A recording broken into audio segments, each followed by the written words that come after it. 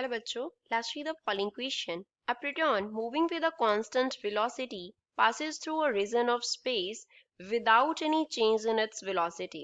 हमारे पास एक proton given है क्वेश्चन में जिसका कांस्टेंट वेलोसिटी है, वो एक रीजन ऑफ स्पेस को क्रॉस करता है, उसके थ्रू पास करता है without any change in its velocity. Without any change in its velocity, उसकी वेलोसिटी में कोई चेंज नहीं होता। If E vector and B vector represent electric and magnetic fields respectively, then this region of space may have।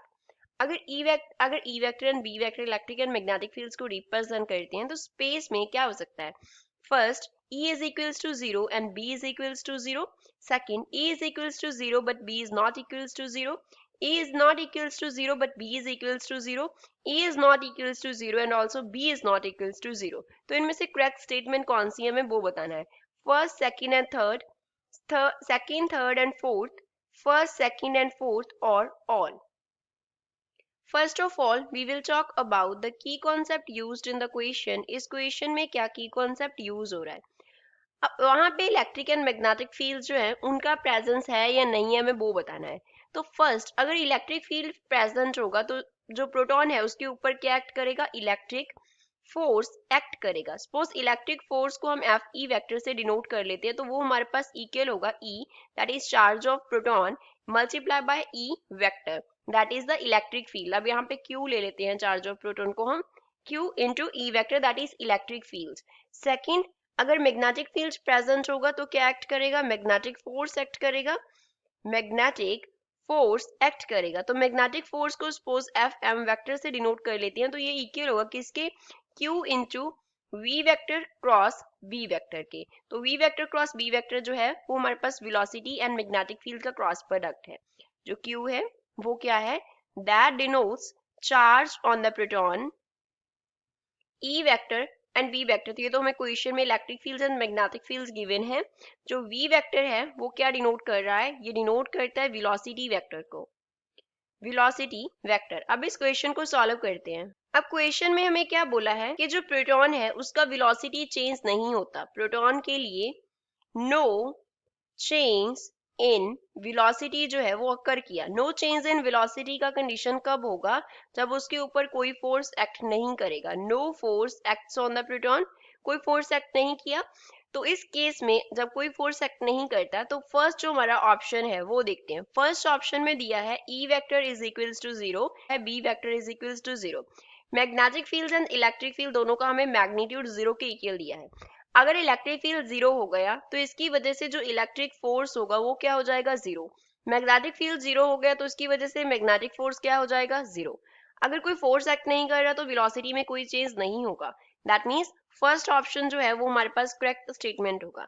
Second, E vector 0 है, electric field 0 है लेकिन magnetic field 0 नहीं है। सेकंड में हमें क्या दिया है? That E vector is equals to 0, तो कॉरेस्पॉन्डिंगली इलेक्ट्रिक फोर्स तो 0 हो गया लेकिन अब मैग्नेटिक फील्ड जो है वो 0 नहीं है।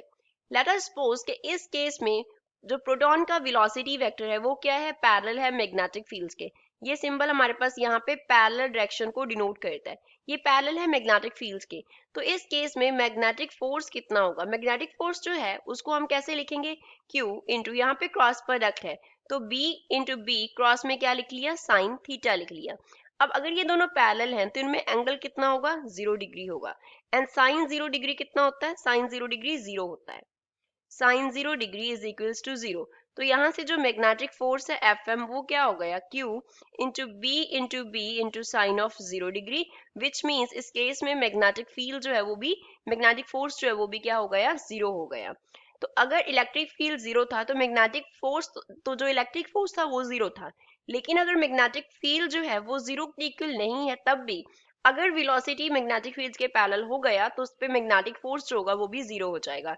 व्हिच मींस इस केस में जो उसका वेलोसिटी है उसके लिए नो चेंज का कंडीशन सेटिस्फाई हो रहा है, तो सेकंड जो है वो भी हमारे पास करेक्ट स्टेटमेंट है। थर्ड, अब इलेक्ट्रिक फील्ड जो है वो 0 नहीं है, मैग्नेटिक फील्ड 0 है। थर्ड में हमें क्या बोला है?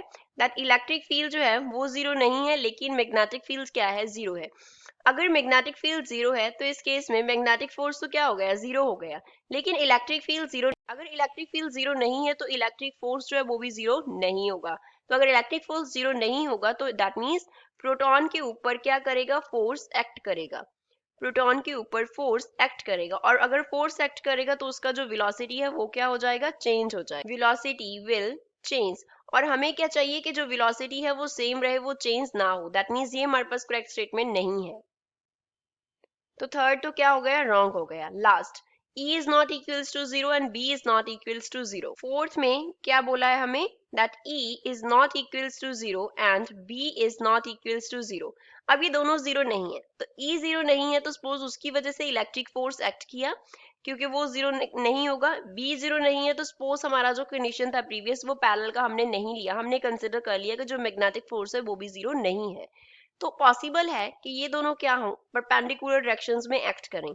It is possible, it is possible that FE is equals to minus FM।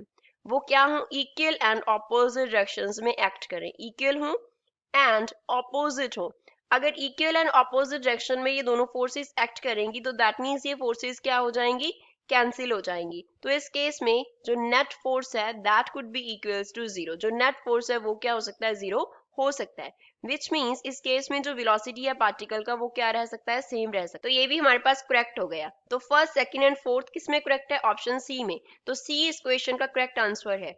I hope you understood it well. Thanks.